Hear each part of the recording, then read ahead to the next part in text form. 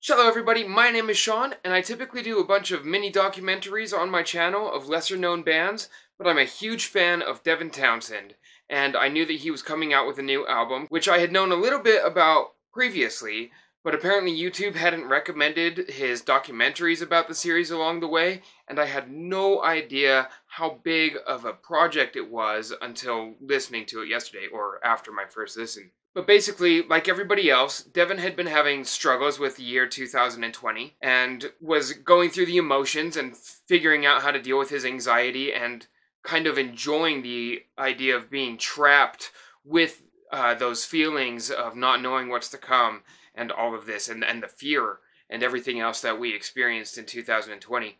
And so, of course, like most other musicians, he was trying to write songs about it. But if you were following him, he was releasing a bunch of ambient jams and whatnot. He was improvising and he was doing live streams and he was doing all kinds of things to stay busy during the pandemic. But I guess eventually his jams kind of started to evolve into a new project that he initially had announced was being just a song or something, and then it ended up being a full album. But then even more than that, I guess it's a book written by his sister about her feelings, and a graphic novel, and he's making a movie, and when you buy the whole box set of the full album, it's actually 2 albums, plus a toy, and all kinds of other stuff.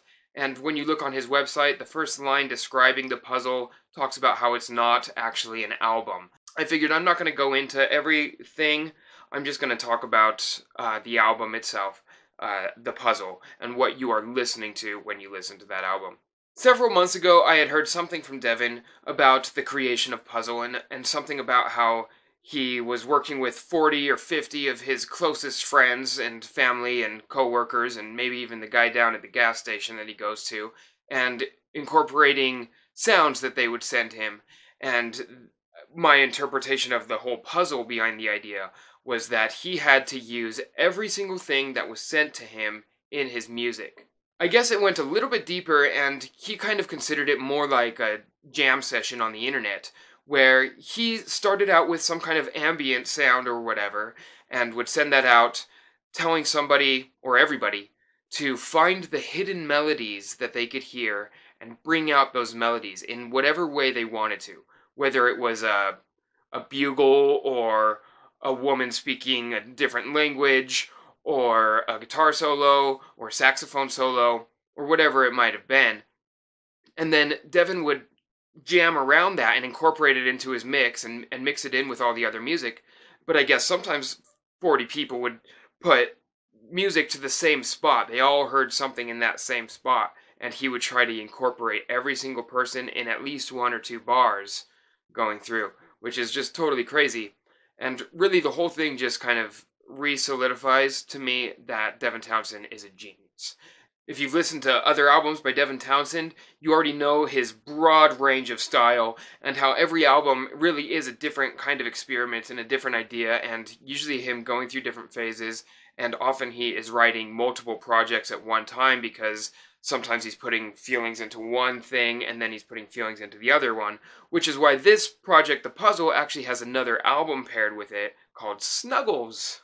And Snuggles is meant to be something that lifts you up and fills you with hope, whereas The Puzzle is a little darker and kind of scarier at times.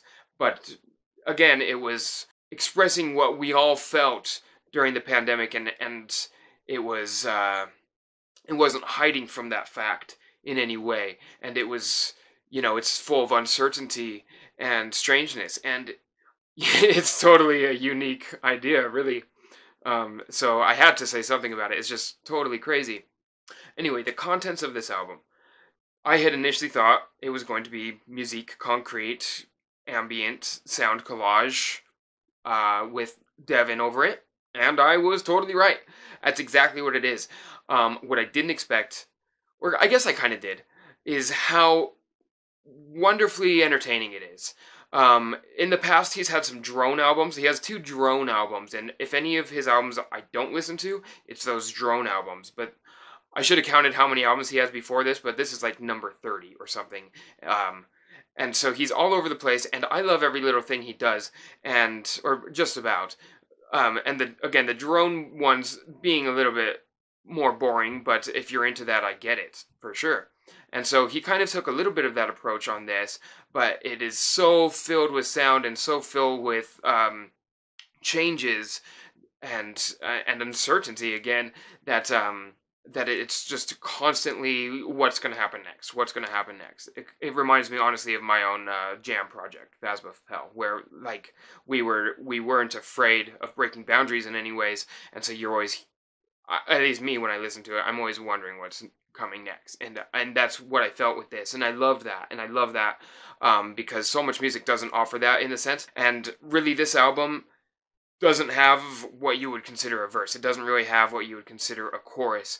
It's when music comes in, it's often very catchy and repetitive, and maybe just one line looped over and over with a nice steady beat, and you're dancing for a minute and you're loving it, and then in one specific occasion it kind of drops away and you hear like a nasty guitar or something and a bugle or something at the same time, and it's like, it's just kind of like a fart of sound.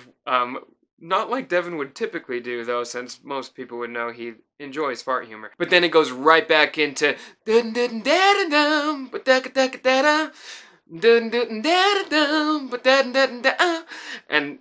just lovely little catchy melodies like that, and bouncy bits come here and there, but then it'll fade totally away, and maybe it'll just be ambient synth for a second or whatever, and it's just constantly changing. Again, sometimes there's parts where he's trying to incorporate almost too much, but it works. It works the whole time, and it's about an hour and 5 minutes of non-stop sound. If you're somebody who's into heavy metal and you're hoping for some heavy metal on this album, you're not going to hear it really, except for a little bit in the last finale track, and definitely in Starchasm, which is near the middle of the album, and that is almost song-like, I feel like, at times.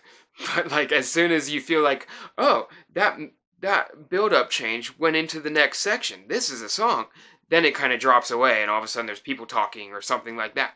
And so the whole album is filled with moments like that. The most songy bit was the single, The Puzzle, which I didn't listen to ahead of time. I almost never listen to singles ahead of time because I like hearing them in the context of the album, and I'm incredibly happy that I did that with this, because I'm not even sure how that single works outside of the context of this album. Really is so weird. But that single, The Puzzle, which is the second to last track on the album, is the most song-like song on it, and it's very Devin Townsend, sound of wall, and the whole thing is like that, just a ton of sound, and Devin's beautiful vocals. But in a way, when I was listening to the track called The Puzzle for the first time, I recognized it as being the most song-like song, and obviously the obvious choice for a single, if you were ever going to have a single from such an album. And in a sense, that kind of threw me off when I was listening to it the first time. Just got into my head a little bit, like, oh, it's a single, it's obviously more song-like. But, I mean, compare the song The Puzzle to any other song in the world, and the people might tell you, are you sure that's even a song? So, that's the gist of this album. The last track after that is an epic finale, I feel like, and also another standout is the third track, where I feel like it's almost inspired by like some Frank Zappa or Gentle Giant. Obviously being a 70s prog guy, I'm hearing that kind of thing, as there's a lot of fast, I don't even know how to explain it, glitchy stuff and weirdness. This is a really weird album, and if you like weird stuff, you're gonna like it. I would say I wouldn't listen to this all the time, but I thoroughly enjoyed listening to it all the way through. And part of me thinks, like, maybe this will be mood music for me in the future. But again, there's almost a heavy metal song in the middle, and stuff like that. So, it's Devin. It's great. It's unique, one of a kind. I absolutely love Devin Townsend. No always will, probably. That's all I have to say. Devin, if you're watching, well, we're not worthy. Devin, we're not worthy. If you enjoyed this video for whatever reason, sorry for just rambling and being crazy, please go ahead and subscribe and like it, and leave a comment down below telling me what you thought of the puzzle. And until next time, have a happy listening session.